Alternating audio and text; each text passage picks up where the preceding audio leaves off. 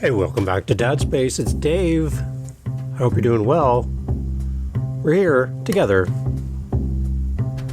A bunch of dads. In the same space. Hence the name Dad Space. Wait a minute, that makes sense. You're here, I'm here. We're all in the same space. It all makes sense now. That's why the podcast is called Dad Space, because we're all here. On Dad Space. I'm glad that you're here. So you can tell I'm a little punchy. My coffee hasn't kicked in yet. And I hope you're doing good. Hope you're doing well. I want to talk to you a little bit. I want to talk to the empty nester dads. Okay? So you young dads, you can listen in. But this is really kind of focused on the empty nester dads here on Dad Space. Here we go.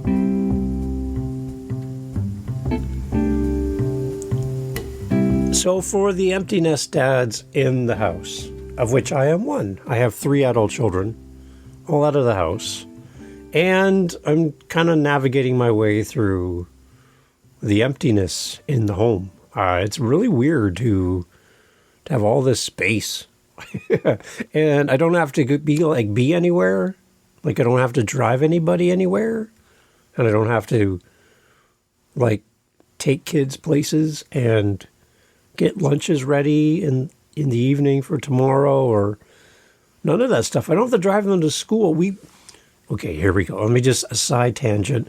When we purchased our home where we live today, our kids were just starting high school when we bought this house. So we bought our house so that it was a close walk to this high school we really wanted our kids to go to. And it's funny, when I grew up, or I feel like I'm old, okay, all right, I know. When I grew up, I had to walk a long way to school. Yes, uphill both ways in the snow up to my ears, all of that.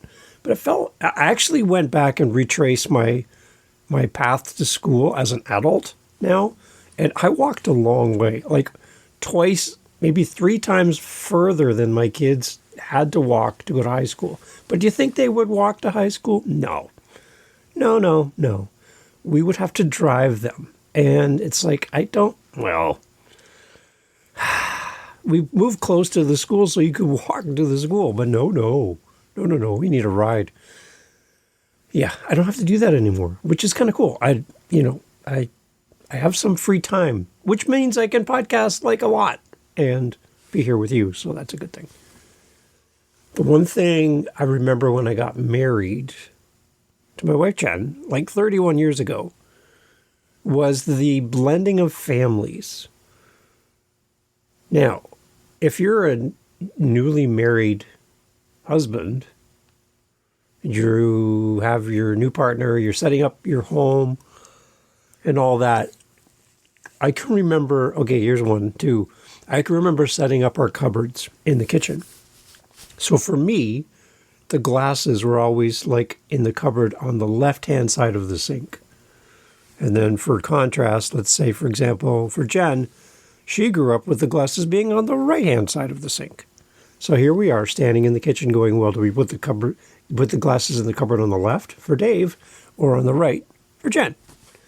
Compromise. True. Yes. And so you're trying to create this new world, the two of you, about how the house is going to run and where things go and who does what. And you're kind of building this new world together. At the same time, you have the pressure of family to continue doing and being who you were prior to getting married. So you have family birthdays, family events, family vacation things, special dinners, special anniversaries. I remember when our family was young, Jen's family really wanted to get together on every single birthday. So there's multiple grandchildren, partners, spouses, and the idea of getting together, it was a big family. We could basically get together almost every month for at least a birthday, an anniversary, or something. And we live further away because of work. So for us to get there, it was a big deal. Some of them live close and they could just come minutes. They would be at the homestead. So we would have to drive for hours and hours, sometimes in the winter, which is not fun, to be at these family events. And, after a while, it kind of wore on us because we're just always traveling. And then you add children to the mix. Children don't always travel well. So now you have little kids and all of that. And you got to bring all this crap with you to travel and sleeping on couches and whatever. And, it just, there was a stress level because now our new family, my wife Jen and I, creating a new home, new rituals, new identity as a couple. But we still have my family and we have Jen's family. And we're torn between the three. We want to create our own traditions, but we love the traditions that I grew up with. Jen loves the traditions that she grew up with. So we're battling this give and take in our relationship right from the beginning. And I kind of struggled with that, I think, early in our marriage because we lacked identity because our identity was our families. And then we had to compromise. Well, this part of the family gets together every Christmas Eve.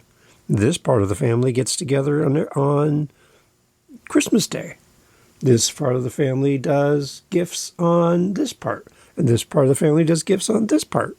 We have the big dinner on this day. We have the big dinner on the same day. Now we have to pick and choose a side. Do we do one family one year and then we do the other family the following year? So we're wrestling, trying to keep a piece of our family and who we were, but then create identity for ourselves. When I was growing up, it was me, my parents, and my sister. And for the most part, we traveled every single holiday.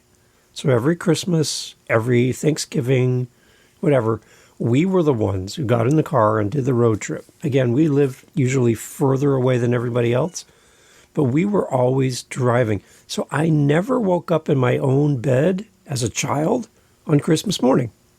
Never. I was always at a relative's house, sleeping at their house, waking up at their place. I never knew what it felt like to wake up in my own bed or go to bed Christmas Eve and wake up in my own house. Never. I never experienced that until I was in college, pretty much. I was always at my relative's house. And Jen was the opposite. She always woke up in her home and surrounded by family and hardly ever traveled. So you can see right there's a difference, right, that we have to work through. We have to figure this out. So we're already setting ourselves up for some pretty substantial conversations, some substantial give and take. Somebody's got to bow and to this and allow the other person to have what they're used to. So beyond picking which cupboard the glasses go in, we had to also then pick our family and our future. And we came up with the idea that we wanted our kids to wake up in their own bed on Christmas morning. That was something we really wanted for our home, which caused some issues because, again, the family wanted to meet when the family wants to meet. And here it is, Dave and Jen, not here again on that evening. But we really wanted to create identity in our home for our kids to grow up and have their peace and their memories of waking up in their own bed on Christmas morning seemed like such a big thing that we could give to them. And that was one thing we decided on. So we stood strong in that and we stood up for that because we really wanted it for them. And I think when a couple gets married, they're not simply just joining each other's families. And I think that's the thing that we miss in all of this. It's not just that Jen became part of my family and I became part of her family, but Jen and I are starting a new family all on our own 31 years ago. And at the wedding,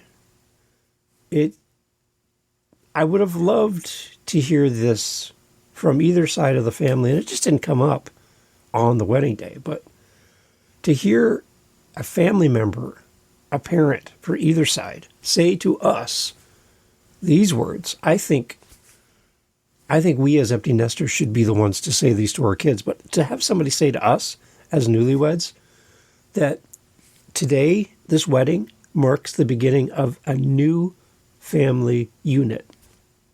And as such, a new family unit needs to have the freedom to make their own decisions and create their own path. It's not an extension of the family, it's a new family.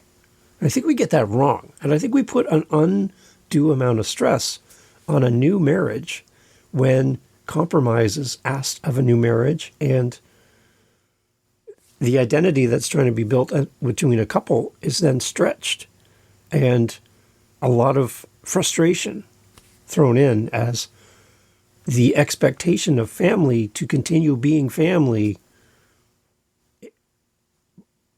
At the same time, a couple trying to create their own world. It's really a hard spot. And my request to you, if you have children that are at the age of they're going to be getting married or getting into relationships, is to not put undue stress on your kids, your adult kids, to pick a side, to make a choice, to bend their plans to your wishes as the parents of these adult children, because I think you're going to create some real issues down the road for your kids and their partners and their family and so on, and their family's family, right? So as we create this new world together as a new couple, we get to choose where we want to live, where we're going to work, if we're going to have a faith background for our family or not, how we're going to celebrate the traditional holidays, whatever that is for your family. So for me, it would be Christmas and Thanksgiving and all of that. And these choices that we make as in our marriage early on, these are ours to make. It's not going to be something that's made for us from our family or our new family unit. We have to make these choices ourselves.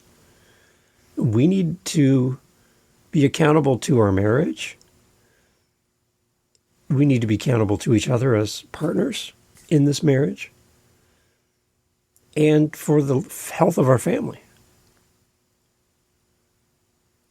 The one thing that I think we can do as parents is give our kids an out. That we want our kids to realize that as much as we love them, they need to make these choices for themselves without our direct influence, without us putting our thumb on the scale, our foot on the scale, right? To let them make the choices that's right for their family, whether or not we agree with them. That's tough, really tough. There's things that we're going to prefer for them, but we can't force them to do anything. They need to make their own family unit.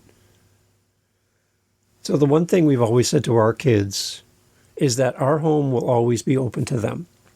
All of our kids have keys to the front door of the house. Whether we're home or not, they can walk into this house anytime they want. This is not, because when they moved out, didn't mean they left us and they're never having access to this house. This is their home. No matter where they travel, no matter any time of the year, they have access to the house anytime they want. They all have their own key to their home, the original home. The other side, though, is with the exception of the fact that 2 of my 3 kids live in rental properties that my wife and I own right now. Like, we actually own these rental properties and we normally rent them out to non-family members. Right now, there's a season in their lives for 2 of my 3 kids where them and their partners are living in our rental properties. So with that as an exception, we don't have keys to our kids' homes, so we can't just go to their place, but they always have access to our place. Again, with the exception of the fact that 2 of the 3 are living in our current rental properties, which we do have keys for. But before they were there, we never had access to their home. They have access to ours.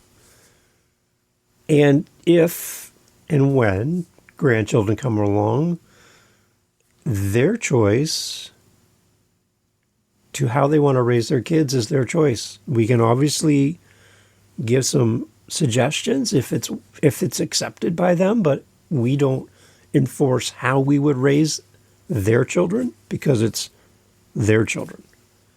And I just think it would be healthy as parents for adult children getting into relationships and moving out of the house and creating their own family units, that we need to give them more space. And I think that's one thing we don't do well enough as parents. Our goal as parents of adult children out of the house, creating their own family unit, is to not pull our kids into our family dynamics, but rather to support them in creating a healthy family environment for themselves. Often the conflicts with extended family usually arise from differing traditions or expectations. So imagine if you have a faith background and your kids, your adult children, meet someone who doesn't have a faith background. Now what happens? You're Jewish and your kids marry someone who's not Jewish. Now what happens? Right? There's a whole dynamic that changes in that.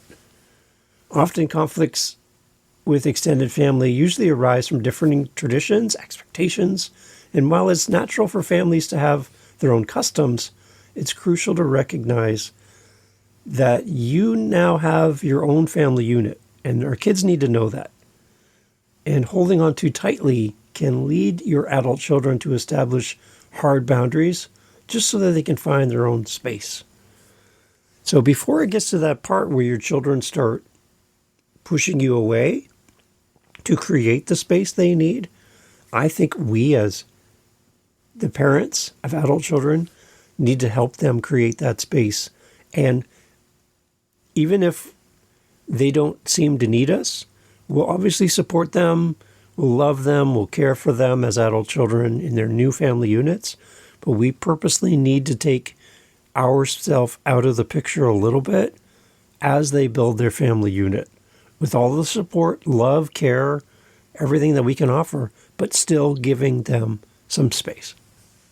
So as a dad, let's respect the boundaries that we place and our kids place, and also respect their independence. I think that's really important.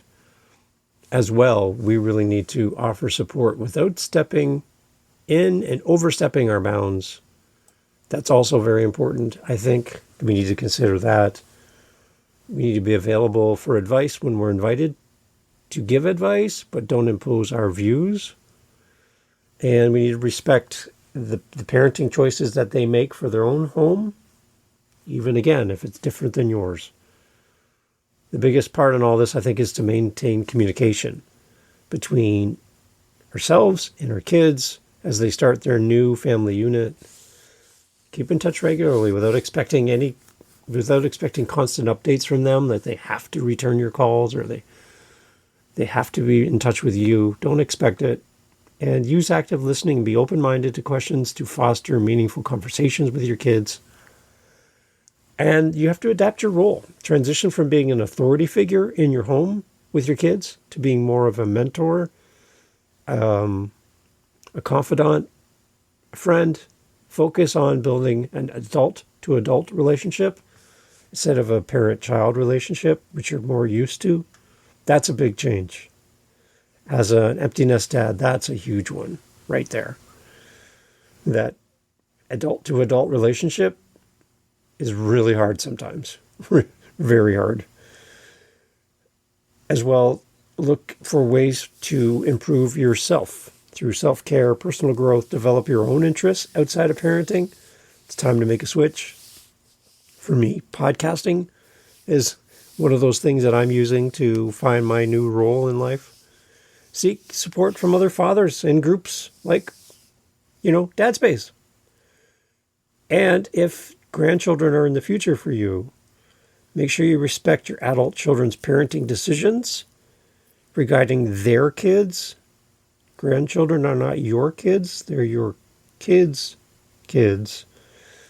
Make sure you offer help with grandchildren while adhering to the parents' boundaries. So if they have a meal plan for their children, don't subvert that, don't change that. how they want to raise their kids is you need to be the support for that, even if it differs from how you raised your own kids. I think dads can maintain a supportive and respectful relationship with their adult children as they navigate this new phase in life. And we have a privilege and the honor of seeing our kids take the life lessons they've learned under our roof, take them out into the world, adapt them for their own family. They're going to pick the good. They're going to challenge you on things that they don't think you did well.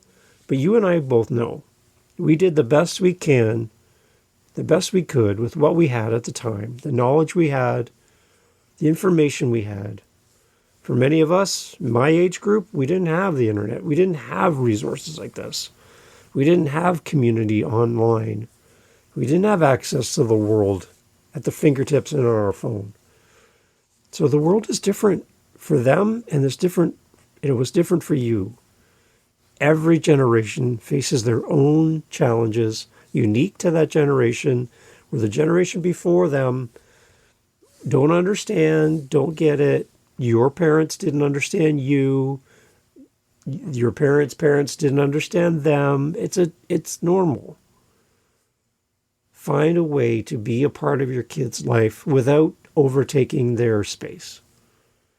So just as much as we need a dad space in our life, our kids need to figure out their space once they leave the home. If your kids haven't left home yet, they're still in high school, they're still in public school, they're still young, enjoy every moment. As a empty nest dad, I can tell you, you're going to miss these days. All the busyness, all the hustle and bustle, all the late nights, all the worrying, all the conflicts, all the happiness, everything. You're going to miss it all. So please, enjoy it while you can. Because again, one day it's going to be gone. And I want you to not have any regrets when you get to this stage of your dad journey. You'll look back with pride and with celebration for good kids doing great things in this world.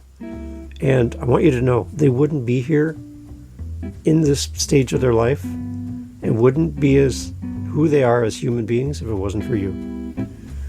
So even though they don't need you like they did when they lived under your roof, they are the representation of you and all of those lessons taught and learned as they grew. So thanks for what you did.